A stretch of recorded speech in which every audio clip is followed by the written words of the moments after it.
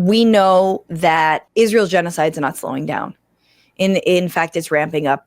I think in the last 48 hours, something like 100 Palestinians have been killed in Gaza. Cafes destroy, like cafes with people eating in them, which are like, oh, cool. The one place people could maybe eat food, there was one place, children and women and men maimed, murdered. The attacks are like, they're horrendous. There's images of people being beheaded by some of the weaponry that is being rained down upon them by the IDF. But I think one of the most egregious parts of all this is the US's now direct role in the maiming. And that is vis-a-vis this bunk organization called the Gaza Humanitarian Foundation. Remember, the UN and basically any international aid organizations have been barred and targeted for trying to get aid to Palestinians in Gaza. But this week, and actually according to people who worked there, contractors told the AP that their colleagues are firing live ammunition at Palestinians who are seeking food in Gaza. American contractors guarding aid distribution sites in Gaza are using live ammunition, stun grenades, as hungry Palestinians scramble for food, according to accounts and videos obtained by the Associated Press. Two U.S. contractors speaking to the AP on the condition of anonymity said they were coming forward because they were disturbed by what they considered dangerous and irresponsible practices. They said the security staff hired were unqualified, unvetted, heavily armed, and seemed to have license to do whatever they wished. So I add to the IDF insane psycho US contractors. Okay, we're talking Blackwater level insanity, right? These are people, and I say Blackwater because it was founded by a white nationalist Islamophobe, Eric Prince, who's very litigious and could destroy me immediately, because they were responsible for the Nisour Square massacre in Iraq, the one that Chelsea Manning blew the whistle on and told WikiLeaks about. Because we know that U.S. contractors have a history of, hey, who wants to go murder some Muslim people in the Middle East? Or some Arabs, right? They said their colleagues regularly lobbed stun grenades and pepper spray in the direction of Palestinians. One contractor said bullets were fired in all directions, in the air, into the ground, and at times towards the Palestinians, recalling at least one instance where he thought someone had been hit. So here's the images and the sounds. So just like, they are clearly in set up lines, and there's tear gas. I mean, tear gas. What are you supposed to protect yourself with? These people are starving. You can hear live ammunition. And again, apparently, I mean, what is this, LA? How can it get worse? Oh, it gets worse. Oh, it gets worse. You know, it could definitely get worse. That's how it gets worse. And these contractors actually blowing the whistle on, remember, the head of this organization resigned. How it even still exists is insane. For 2.5 months before the GHF's opening in May, Israel blocked all food and water and medicine from, I mean, is there food or medicine entering if this is how that's being received? Again, they were claiming that Hamas was stealing aid.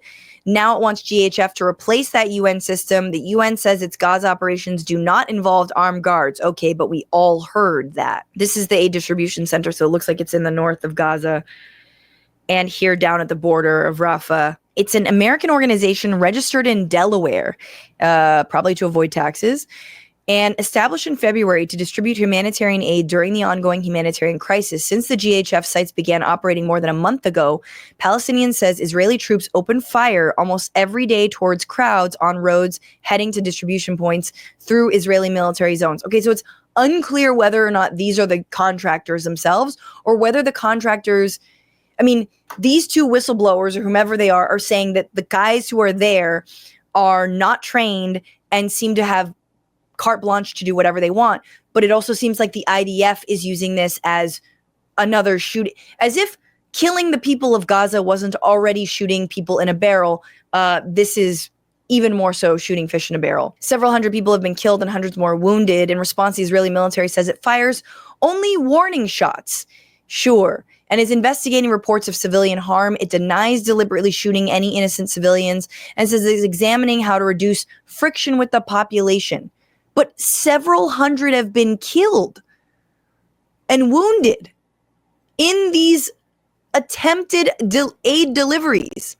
At this point of 21 months of genocide, does anyone take what the IDF says at all seriously? Like, it doesn't, every single line out of the IDF's mouth should be, mind you, the IDF has open fired and killed aid workers here.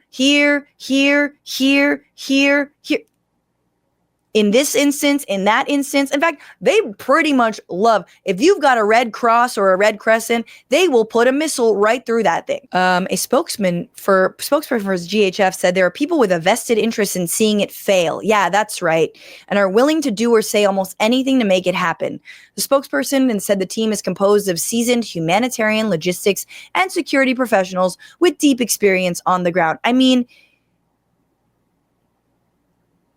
it's giving Alcatraz, alligator Alcatraz dogs. Like, this is the same. Oh, we're gonna do a detention center with alligators. Oh, we're gonna do a Gaza humanitarian assistance operation with a bunch of Americans. That really is just gonna be like, hey, did you wanna kill an Arab today? GHF says it has consistently shown compassionate engagement. Ooh, did ChatGPT write that for you? Compassionate engagement? What a ChatGPT-ass publicity statement. Anyone? It's so funny to accuse. Also, I feel like it's like, if you buy the line, which this is, again, a lie and a line that the IDF has said, which is that Hamas is looting the aid trucks. Let's just give a corollary here. Let's say LA turns into Gaza, okay? And they fully block all the land, air, and sea entrances to Los Angeles. And they starve the population and they bomb the population. They say, you must rise up against Mayor Karen Bass and, Hugo Soto Martinez. And these are all evil people. And the government of LA is a terrorist government. The government of LA is a terrorist government. And then they're like, okay, we're going to let a couple of aid trucks in. Who do you suppose would be doing the distribution for the aid trucks let into the city of Los Angeles? The city of Los Angeles. Hamas is an elected body. There are different parts of the organization, but it did win back in 2007 or whenever, right? It did win, even though the majority of the population, which is under the age of 18, did not vote for them and yet are being punished for all of the things that Hamas has done. Who the else do you think would commandeer the reception of aid trucks other than the government? I'm sorry it doesn't look like an organized military to you, but that's exactly who would commandeer them. It doesn't mean they're stealing them. And yet when you do have ordinary people who are not armed line up in an organized fashion after walking for miles and miles and miles to get said aid, what happens? They open fire on you. Hey, maybe next time send a militant. Do you know what I'm saying? Like, what are we talking about? It truly is like the gaslighting. You could power all of the data centers to ask Grok whatever dumbass question you have for them. And it is a them. It's a they, them, okay? Grok is a they, them. Let it be known. Grok is a they, them. Sorry, Elon. What's going on, Frantifa? If you haven't already, subscribe to this channel right now. Hit that button. And also, you can become a patron and support the show every single week. Get access to bonus episodes and exclusive merchandise. Patreon.com/Bitchuation Room. Do it.